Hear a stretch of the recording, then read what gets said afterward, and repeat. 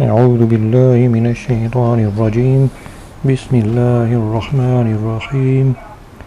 وتمت کلمۃ ربک صدقا وعدلا لا مبدل لکلماتہ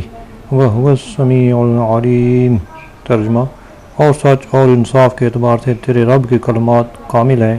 اس کے کلمات کو کوئی بدلنے والا نہیں اور وہی سننے والا جاننے والا ہے۔ رب کی بات سے مراد وہ فیصلہ الہی ہے جو کفار و مومن کے متعلق ہو چکا، یا اس سے تمام آسمانی کتابیں مراد ہیں، یا قرآن مجید۔ الغرض جو کچھ بھی مراد ہو، مقصود بالکل ظاہر ہے۔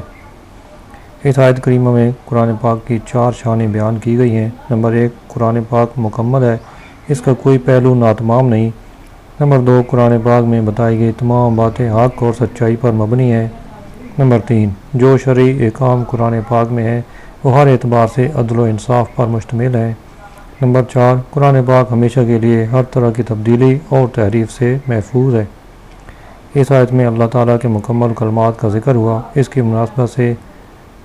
یا مخلوق کے شر سے بچنے کے 3 وظائف ذکر کرتے ہیں جن میں اللہ تعالیٰ کے مکمل کلمات کا ذکر ہے۔ نمبر 1، حضرت عبداللہ بن عباس رضی اللہ عنہ فرماتے ہیں، نبی کریم صلی اللہ علیہ وسلم حضرت حسن اور حضرت حسین رضی اللہ عنہ پر چند کلمات پڑھ کر پھونکا کرتے اور فرماتے، تمہارے جد امجد بھی حضرت اسماعیل اور حضرت اسحاق علیہ السلام پر انہیں پڑھ کر دم کیا کرتے تھے۔ وہ کلمات یہ ہیں: اعوذ بکلمات اللہ التامۃ من کل شیطان وہامۃ ومن کل عین لامہ۔ شیطان کے شر اور نظر بد سے محفوظ رہنے کے لیے یہ وظیفہ انتہائی مفید ہے۔ نمبر 2، حضرت خولہ بنت حکیم رضی اللہ عنہ سے روایت ہے، نبی کریم صلی اللہ علیہ وسلم نے ارشاد فرمایا، جو شخص سفر کے دوران کسی جگہ اترے اور یہ کلمات کہے، اعوذ بکلمات اللہ التامات من شر ما خلق، تو اس مقام سے کوچ کرنے تک اسے کوئی چیز نقصان نہیں پہنچائے گی۔ نمبر 3، حضرت علی رضی اللہ عنہ فرماتے ہیں، نبی کریم صلی اللہ علیہ وسلم سونے سے پہلے یہ کہا کرتے تھے، اللہم انی اعوذ بوجہک الکریم وکلماتک التامۃ من شر ما انت آخذ بناصیتہ، اللہم انت تکشف المغرم والمأثم، اللہم لا یہزم جندک ولا یخلف وعدک ولا ينفع ذا الجد منک الجد سبحانک وبحمدک۔ ترجمہ: اے اللہ، میں تیری بزرگ ذات اور تیرے مکمل کلمات کی پناہ پکڑتا ہوں اس کے شر سے جسے تو پیشانی سے پکڑنے والا ہے۔ اے اللہ، تو ہی قرض ادا کرواتا اور گناہوں کو معاف کرتا ہے۔ اے اللہ، تیرے لشکر کو شکست نہیں ہوگی اور تیرا وعدہ غلط نہیں ہوگا۔ تیرے سامنے کسی زور آور کا زور نہیں چلتا، تو پاک ہے اور سب تعریفیں تیرے لیے ہیں۔ وَإِن تُطِعْ أَكْثَرَ مَن فِي الْأَرْضِ يُضِلُّوكَ عَن سَبِيلِ اللَّهِ إِن يَتَّبِعُونَ إِلَّا الظَّنَّ وَإِنْ هُمْ إِلَّا يَخْرُصُونَ۔ ترجمہ: اور اے سننے والے، زمین میں اکثر وہ ہیں کہ تو ان کے کہے پر چلے تو تجھے اللہ کی راہ سے بہکا دیں، یہ صرف گمان کی پیروی کرتے ہیں اور یہ صرف اندازے لگا رہے ہیں۔ اس سے پہلی آیات میں اللہ تعالیٰ نے کفار کے شبہات کا جواب دیا، پھر اللہ تعالیٰ نے نبی کریم صلی اللہ علیہ وسلم کی نبوت کے درست ہونے کو دلائل کے ساتھ بیان کیا، اور اب بیان فرمایا جا رہا ہے کہ جب شبہات زائل ہو گئے اور دلائل بھی واضح ہو چکے تو اب کسی عقل مند کے لیے جائز نہیں کہ وہ جاہلوں کی گفتگو کی طرف توجہ کرے اور نہ ہی ان کے فاسد کلمات کی وجہ سے تشویش میں مبتلا ہو۔ لہذا اے سننے والے، اگر تو زمین میں موجود اکثر لوگوں یعنی کافروں کی غلط باتوں یعنی حق کو باطل اور باطل کو حق سمجھنے میں ان کی پیروی کرے گا تو یہ تجھے اللہ کے راستے سے بھٹکا دیں گے۔ ایک قول یہ ہے کہ اس سے جاہل اور نفسانی خواہشات کے پیچھے چلنے والے لوگوں کی پیروی مراد ہے۔ اس آیت میں یہ پہلو بھی داخل ہے کہ عوام ایسے لوگوں سے محتاط رہیں جو اسلام کا لبادہ اوڑھ کر اسلامی تعلیمات کی اشاعت کو اپنی ڈھال بنا کر اسلام ہی کی بنیادیں کھوکھلی کرنے میں مصروف ہیں۔ ان کے بارے میں علماء حق سے معلومات حاصل کر کے ان سے بچنے کی کوشش کریں۔ دین کے مسلمہ امور میں ان کی قیاس آرائیاں حق کو باطل اور باطل کو حق ظاہر کرنے میں ان کی صرف کی ہوئی توانائیاں کسی کام کی نہیں، ان کی پیروی دنیا آخرت کے عظیم خسارے کا سبب بن سکتی ہے۔ مسلمانوں کو چاہیے کہ دینی امور میں صرف اللہ اور اس کے رسول صلی اللہ علیہ وسلم کی پیروی کریں، ان کے مقابلے میں کسی کی بھی پیروی نہ کریں۔ اہل حق علماء اور مجتہدین کی پیروی در حقیقت اللہ اور اس کے رسول صلی اللہ علیہ وسلم کی ہی پیروی ہے کہ یہ حضرات انہی کے احکام سناتے ہیں۔ إِن يَتَّبِعُونَ إِلَّا الظَّنَّ، یہ صرف گمان کی پیروی کرتے ہیں، یعنی یہ کفار جو آپ سے آپ کے دین اور مذہب کے بارے میں جھگڑ رہے ہیں، انہیں تو اپنے مذہب کے درست ہونے کا بھی یقین نہیں۔ اپنے مذہب کو درست ثابت کرنے کے لیے ان کے پاس دلیل صرف اپنے جاہل اور گمراہ باپ دادا کی تقلید کرنا ہے۔ یہ لوگ بصیرت و حق شناسی سے محروم ہیں اور دین کے بارے میں غلط اندازے لگا رہے ہیں کہ یہ حلال ہے اور یہ حرام۔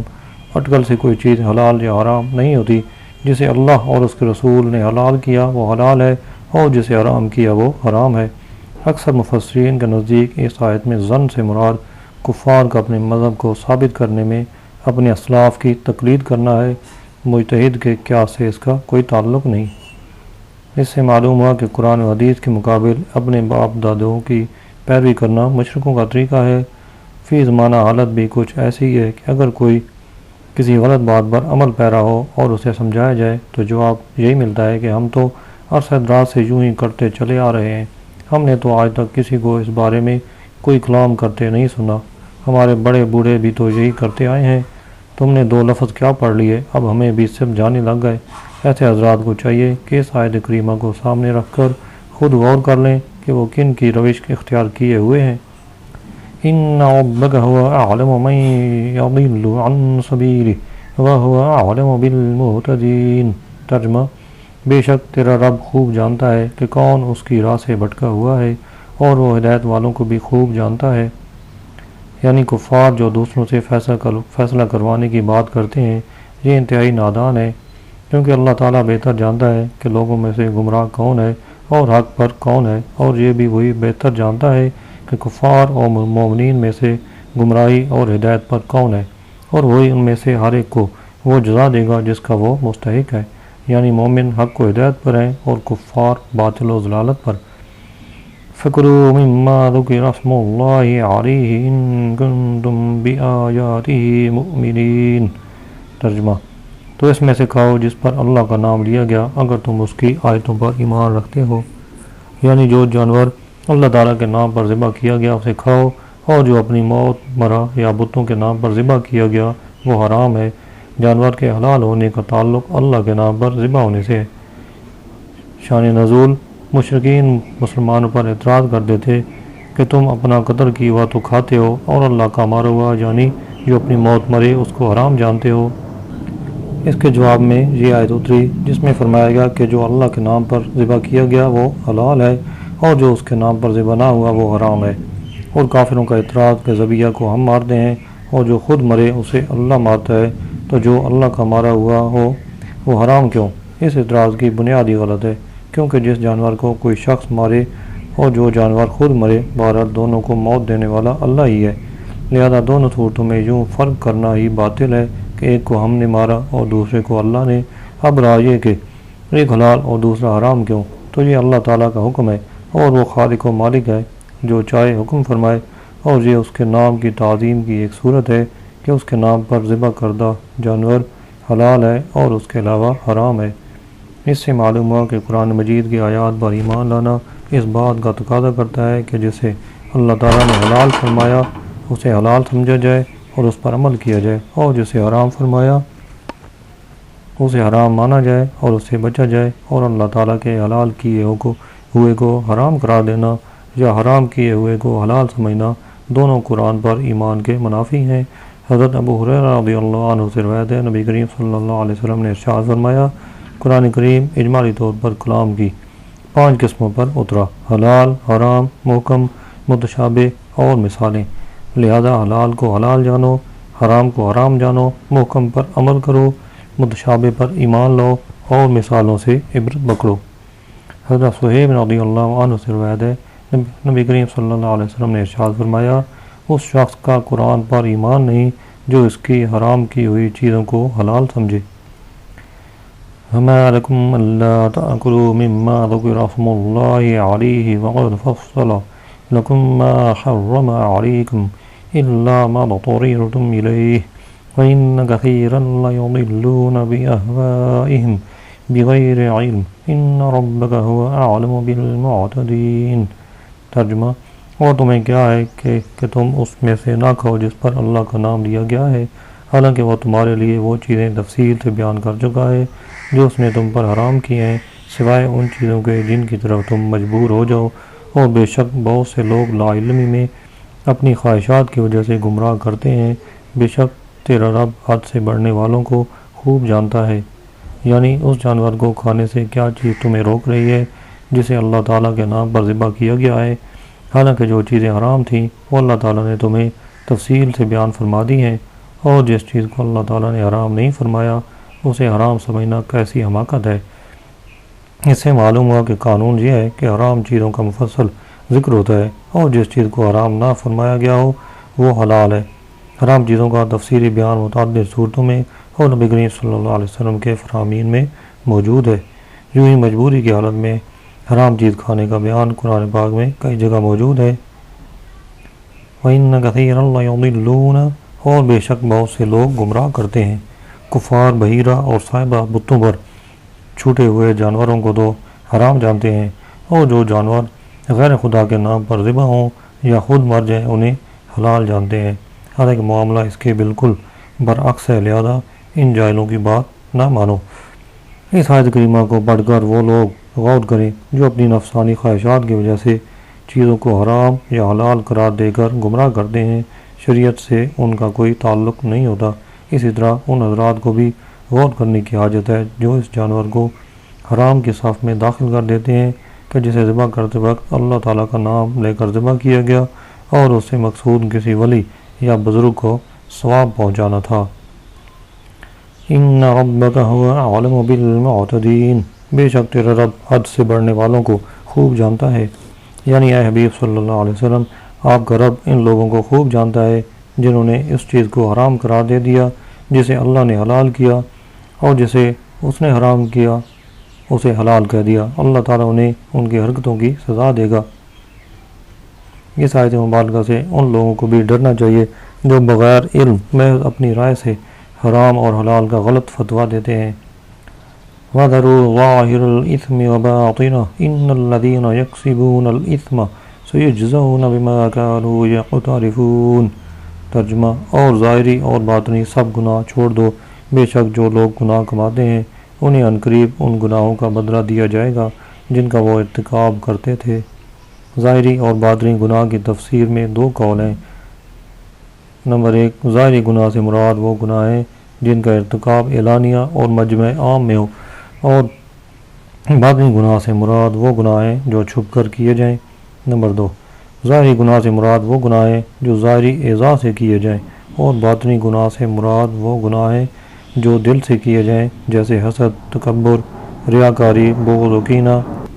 بدگمانی اور برے کاموں کو پسند کرنا وغیرہ۔ اس کے علاوہ بھی کئی اقوال ہیں۔ خلاصہ یہ ہے کہ اس آیت کریمہ میں ہر طرح کے گناہوں سے باز رہنے کا حکم دیا گیا ہے، چاہے گناہ کا تعلق جسم سے ہو یا دل سے یا نیت و ارادہ سے، اعلانیہ گناہ ہو یا چھپ کر۔ ان الذین یکسبون الاثم، بے شک جو لوگ گناہ کماتے ہیں، یعنی وہ لوگ جو اللہ کے منع کیے ہوئے کام کرتے ہیں اور ان گناہوں کا ارتکاب کرتے ہیں جو اللہ تعالیٰ نے حرام کیے ہیں، تو انہیں عنقریب آخرت میں دنیا میں کیے ہوئے گناہوں کی سزا دی جائے گی۔ یاد رہے کہ جس مسلمان نے مرنے سے پہلے اپنے گناہوں سے سچی توبہ کر لی تو اسے آخرت میں سزا نہ ہوگی، البتہ جس مسلمان نے اپنے گناہوں سے توبہ نہ کی تو اس کا معاملہ اللہ کی مشیت پر موقوف ہے، وہ چاہے تو اسے اس کے گناہوں کی سزا دے دے اور چاہے تو اپنے فضل و کرم سے اس کے گناہ معاف کر دے، لیکن اللہ تعالیٰ کا فضل و کرم ہونے کی امید مان کر گناہوں میں مصروف رہنا انتہائی نادانی ہے، کیونکہ گناہوں کی ایک تعداد ضرور جہنم میں جائے گی، گناہ گاروں کی ایک تعداد ضرور جہنم میں جائے گی، اور کوئی گناہ گار یہ نہیں جانتا کہ قیامت کے دن اللہ تعالیٰ اس کے گناہوں کو یقینی طور پر معاف کر دے گا۔ علامہ اسماعیل حقی رحمۃ اللہ علیہ فرماتے ہیں، بے شک سب گناہ گار مشیت کے خطرے میں ہیں، بلکہ اطاعت گزار بھی نہیں جانتے کہ ان کا خاتمہ کیسا ہوگا۔ تو اے گناہ گارو تم دھوکے میں مت رہنا، کیونکہ اللہ تعالیٰ کی عنایت ہر گناہ گار کو حاصل نہ ہوگی، اور نہ ہی تمہیں یہ معلوم ہے کہ تم ان لوگوں میں سے ہو جنہیں معاف کرنے کا اللہ تعالیٰ نے ارادہ فرمایا ہے۔ امام محمد غزالی رحمۃ اللہ علیہ فرماتے ہیں، جو انسان یہ آس لگائے بیٹھا ہے کہ میں مومن ہوں اور اللہ تعالیٰ مومنوں کے گناہ معاف کر دے گا، تو اسے یہ تصور کرنا چاہیے کہ شاید اللہ تعالیٰ اس کے گناہوں کو معاف نہ کرے،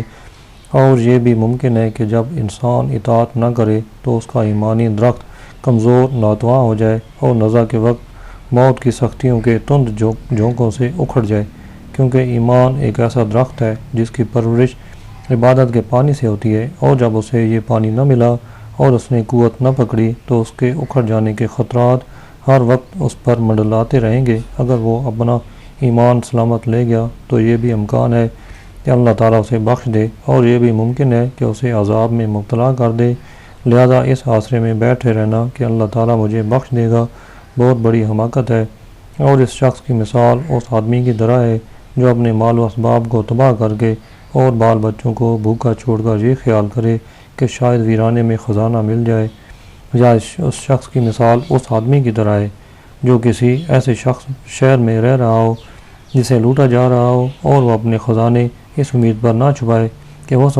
سکتا ہے جب لوٹنے والا ہمارے گھر میں آئے تو وہ آتے ہی مر جائے یا اندھا ہو جائے، یا وہ میرے گھر کو دیکھ نہ سکے۔ یہ سب باتیں اگرچہ ممکن ہیں، لیکن ان پر اعتماد کرنا اور احتیاط سے ہاتھ اٹھا لینا حماقت ہے۔ آپ رحمۃ اللہ علیہ احیاء العلوم میں فرماتے ہیں، گناہ ایمان کے لیے اس طرح نقصان دہ ہیں جیسے مضر صحت کھانے جسم کو نقصان پہنچاتے ہیں، وہ معدے میں جمع ہوتے رہتے ہیں حتیٰ کہ اخلاط یعنی صفرا بلغم وغیرہ مزاج کو بدل دیتے ہیں، اور اس کو پتہ بھی نہیں چلتا، یہاں تک کہ اس کا مزاج بگڑ جاتا ہے اور وہ اچانک بیمار ہو جاتا ہے اور پھر اچانک مر جاتا ہے۔ تو گناہوں کا معاملہ بھی یہی ہے، چنانچہ نتیجہ یہ ہوا کہ جب اس فانی دنیا میں ہلاکت کے خوف سے وہ زہر سے بچتا ہے اور ان کھانوں سے فوری طور پر بھی اور ہر حال میں بچتا ہے جو نقصان دہ ہوتے ہیں، تو ابدی ہلاکت سے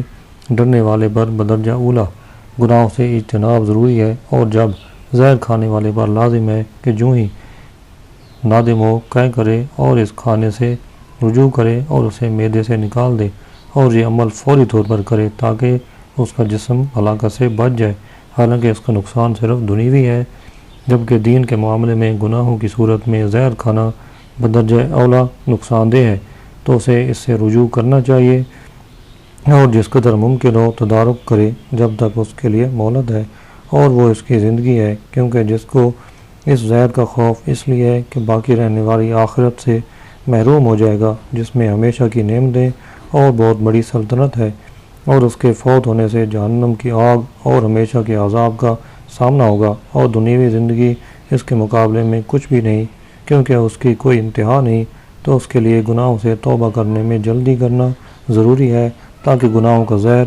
روح ایمان پر اثر انداز نہ ہو، اور اگر یہ روح ایمان پر اثر انداز ہو گیا تو یہ ایسا اثر ہوگا جس کا ڈاکٹروں کے پاس بھی کوئی علاج نہیں، اور نہ ہی اس کے بعد کوئی پرہیز اثر کرے گی۔ اس کے بعد نصیحت کرنے والوں کی نصیحت اور واعظین کا وعظ بھی فائدہ نہیں دے گا، اور اس پر یہ بات ثابت ہو جائے گی کہ وہ ہلاک ہونے والوں میں سے ہے۔ وَلَا تَأْكُلُوا مِمَّا لَمْ يُذْكَرِ اسْمُ اللَّهِ عَلَيْهِ وَإِنَّهُ لَفِسْقٌ